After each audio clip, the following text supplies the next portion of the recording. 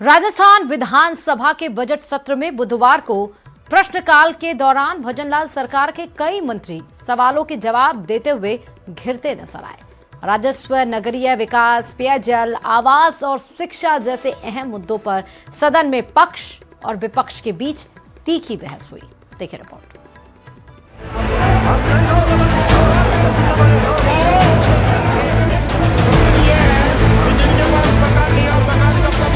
क्या सीएम के विचार के लिए सरकार के पास कोई योजना है?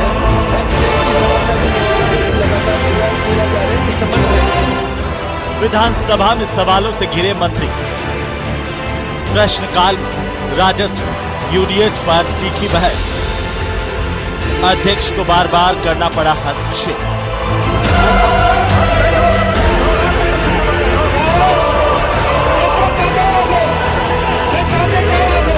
सदन में प्रश्नकाल के दौरान कई मंत्री सवालों के जवाब में घिरते नजर आए। सबसे ज्यादा हंगामा नगरीय विकास एवं आवास मंत्री जावर सिंह खर्रा के जवाबों को लेकर देखने को मिला। भरतपुर विधायक डॉक्टर सुभाष गर्ग ने भरतपुर जिले में आवास विहीन परिवारों को आवास उपलब्ध कराने को लेकर सवाल उठाए। उन्होंने मंत्री पर स्पष्ट जवाब नहीं देने का आरोप लगाया, जिसके जवाब में मंत्री जावर सिंह खर्रा ने प्रधानमंत्री आवास योजना शहरी 2.0 का हवाला देते हुए कहा कि पात्रता पूरी करने वाले सभी लोगों को योजना का लाभ दिया जाएगा। प्राथमिकता के आधार पर प्रधानमंत्री आवासों की स्वीकृति जारी की जाती थी। उसके बाद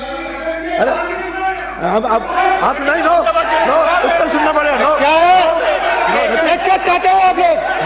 नहीं चाहते क्या हो आप लोग? उत्तर सुनना पड़ेगा आपको। नहीं उछल क्यों रहो? क्या चाहते हो? नहीं चाहते क्या हो? नींबू में आके बात करो। माननीय सदस्य, बात करनी हो तो नींबू में आके बात करो। माननीय सदस्य, बिना नियम बात करने की जरूरत नहीं है मेरे से। जानकारी सुननी पड़ेगी, फिर आपको मौका दूंगा। उनका मंत्री जी को बोलने का अधिकार है। मंत्री जी को बोलने का अधिकार है, आपको बीच में डिस्टर्ब नहीं करें। हाँ तो मैं बता रहा हूँ ना, प्रश्न यह है कि जिनके पास मकान नहीं, आप मकान कब तक दोगे?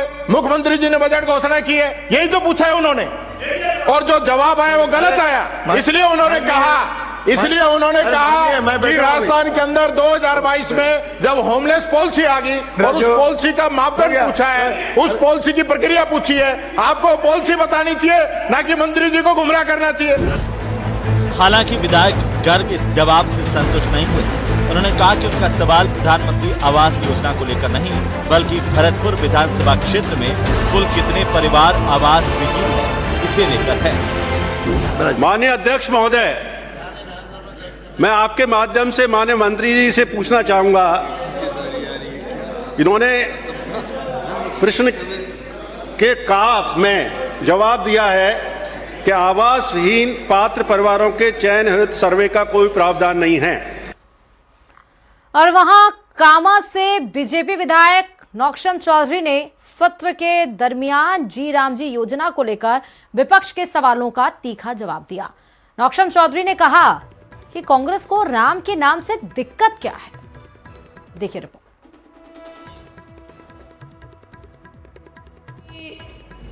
हम तो महात्मा जी के भक्त थे, महात्मा जी के भक्त थे, तो हमसे ज्यादा तो भक्त आप महात्मा जी के नहीं हो सकते।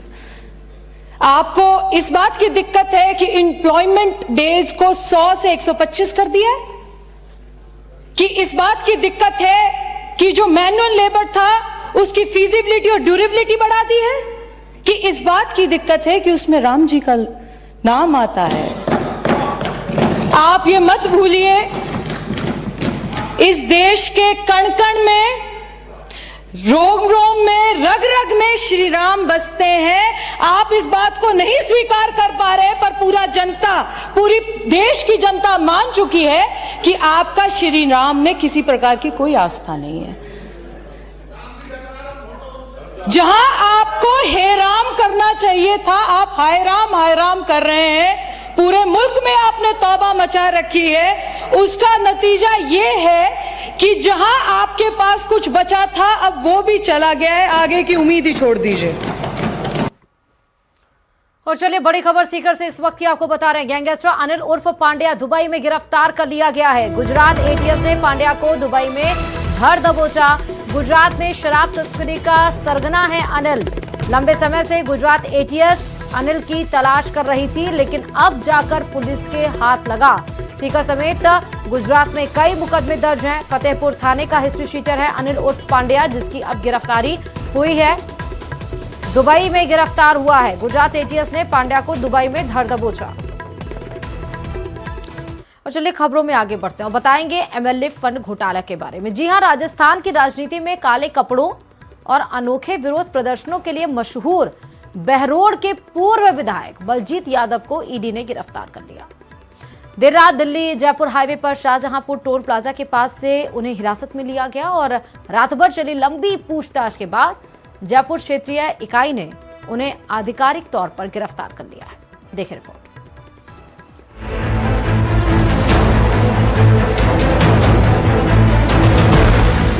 एमएलए फंड में घोटाला, ईडी ने जेल में डाला। भ्रष्टाचार के खिलाफ दम, सलाखों में बलजीत।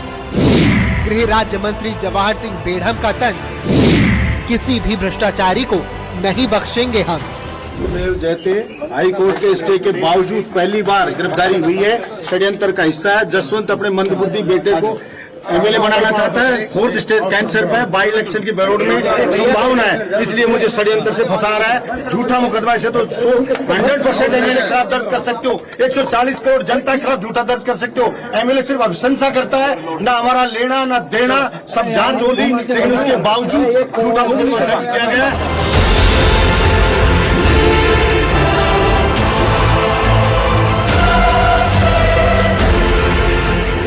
वही माननीय पूर्व विधायक बलजीत यादव हैं, जो भ्रष्टाचार के खिलाफ दम भर रहे थे। बिना रुके दौड़ लगाकर सुर्खियां बटोरी थी और अपने विधानसभा क्षेत्र में पोस्टर लगवाकर भ्रष्टाचार उजागर करने वालों को 51,000 का इनाम देने का वादा किया था। लेकिन अब विडंबना देखिए कि ईडी ने उन्हें खुद ही भ्रष्टाचार और एमएलए फंड के दुरुपयोग मामले में सलाखों के पीछे पहुँचा दिया है। पूर्व विधायक बलजीत यादव को 3 दिन की ईडी रिमांड पर भेजा गया है। ईडी ने मिस्टर बलजीत यादव को कोर्ट के समक्ष पेश किया था और ईडी ने 6 दिन की एनफोर्समेंट कस्टडी की डिमांड की थी, रिक्वेस्ट की थी कोर्ट से, बट कोर्ट ने हमारी एप्लीकेशन को पार्शियली एक्सेप्ट करके 3 डेज की एनफोर्समेंट कस्टडी अलाउ करी है। उसके अलावा आज अक्यूज्ड ने एक एप्लीकेशन फाइल करी है, ये बोलते हुए कि जो उनका अरेस्ट है वो एक इलीगल अरेस्ट है, जिसके ऊपर काफी देर कोर्ट में बहस हुई है, परंतु आज समय की अवधि खत्म होने के कारण उसके ऊपर डिसीजन नहीं आया। गिरफ्तारी को इलीगल इस आधार पे बताया गया कि इसमें जो मूल ईडी का जो मामला होता है वो मेन ऑफेंस पे होता है। तो मेन जो ऑफेंस है उसमें हाईकोर्ट से स्टे है और फिर जब उसकी प्रोसीडिंग स्टे है तो ईडी ने इतने 3 हमको सम्मन दिए। उन सम्मनों के बावजूद हम उपस्थित, उन पे सम्मनों की तामील हो रही है, हम कोऑपरेट कर रहे हैं। फिर ईडी ने उस चीज को इग्नोर करते हुए सीधे अरेस्ट किया, जबकि ऐसी अरेस्ट करने की आवश्यकता नहीं थी। ये मामला सरकारी स्कूलों में खेल सामग्री आपूर्ति से जुड़े कथित घोटाले का है। आरोप है कि 2021 में विधायक रहते हुए बलजीत यादव ने अलवर के 32 सरकारी स्कूलों के लिए क्रिकेट बैट, बैडमिंटन किट समेत अन्य खेल सामग्री की खरीद करवाई, जिसमें घटिया गुणवत्ता का सामान बाजार मूल्य से 2.5 से 3 गुना अधिक कीमत पर खरीदा गया। जांच एजेंसियों के मुताबिक इस घोटाले में करीब 3 करोड़ 72 लाख करोड़ रुपए की वित्तीय अनियमितता हुई। ईडी की जांच में सामने आया है खेल सामग्री की आपूर्ति पूर्व विधायक के सहयोगियों, ठेकेदारों और रिश्तेदारों से जुड़ी फर्मों के माध्यम से करवाई गई। इनमें Balaji complete solutions private limited, Surya enterprises, Rajput sports enterprises और शर्मा स्पोर्ट्स एंटरप्राइजेस शामिल हैं। मामले में शिक्षा विभाग के कुछ कर्मचारी और अधिकारी भी जांच के दायरे में हैं। अब इस मामले में सियासी बयानबाजी भी तेज हो गई है। गृह राज्य मंत्री जवाहर सिंह बेढ़म ने तंज कसते हुए कहा कि सरकार किसी भी भ्रष्टाचारी को बख्शेगी नहीं। अब उनकी हिरासत के बाद जब मैंने खबर पढ़ी तो मुझे एक बार हंसी आई कि एक वही व्यक्ति जो ऊपर से दिखावटीपन करके भ्रष्टाचार के खिलाफ लड़ाई लड़ रहे थे, काले कपड़े पहन करके राजस्थान की जनता को गुमराह करने का प्रयास कर रहे थे, और वही व्यक्ति अपने विधानसभा क्षेत्र में विधायक निधि में जिस तरह का घोटाला किया और उसका पर्दाफाश हुआ, और ईडी ने उनको हिरासत में लिया है तो निश्चित रूप से उनको आत्मचिंतन करना चाहिए। हमारी सरकार या भारत सरकार जो भी कोई भ्रष्टाचारी, जो भी कोई अपराधी होगा, उसके खिलाफ सख्त कार्रवाई करेगी, चाहे वो कितना भी बड़ा व्यक्ति हो। तो वहीं अपने ऊपर लगे आरोपों को बलजीत यादव ने सिरे से खारिज कर दिया। मेल जैते हाई कोर्ट के स्टे के बावजूद पहली बार गिरफ्तारी हुई है, षड्यंत्र का हिस्सा है। जसवंत अपने मंदबुद्धि बेटे को एमएलए बनाना चाहता है, 4th स्टेज कैंसर पे, बाई इलेक्शन की बरोड में संभावना है, इसलिए मुझे षड्यंत्र से फंसा रहा है। झूठा मुकदमा से तो 100% एमएलए के खिलाफ दर्ज कर सकते हो, 140 करोड़ जनता के खिलाफ झूठा दर्ज कर सकते हो। एमएलए सिर्फ अभिशंसा करता है, ना हमारा लेना ना देना, सब जांच होगी, लेकिन उसके बावजूद झूठा मुकदमा दर्ज किया गया है। बता दें कि बलजीत यादव के खिलाफ एंटी करप्शन ब्यूरो में केस दर्ज हुआ था, जिसके आधार पर मनी लॉन्ड्रिंग रोकथाम अधिनियम यानी पीएमएलए के तहत ईडी ने जांच शुरू की। पिछले साल 24 जनवरी को ईडी ने जयपुर, दौसा और अलवर में कुल 10 दुकानों पर छापेमारी कर कैश, ज्वेलरी, अहम दस्तावेज और डिजिटल डिवाइस जब्त किए थे। गौरतलब है कि बलजीत यादव 2018 से 2023 तक बहरोड से निर्दलीय विधायक रहे और खुद को भ्रष्टाचार विरोधी नेता के रूप में पेश करते रहे। तत्कालीन गहलोत सरकार का समर्थन किया, बाद में कांग्रेस में शामिल हो गए थे। राष्ट्रीय जनता सेना भी बनाई थी। युवाओं के बीच क्रांतिकारी छवि वाले नेता के रूप में अपनी साख बनाई।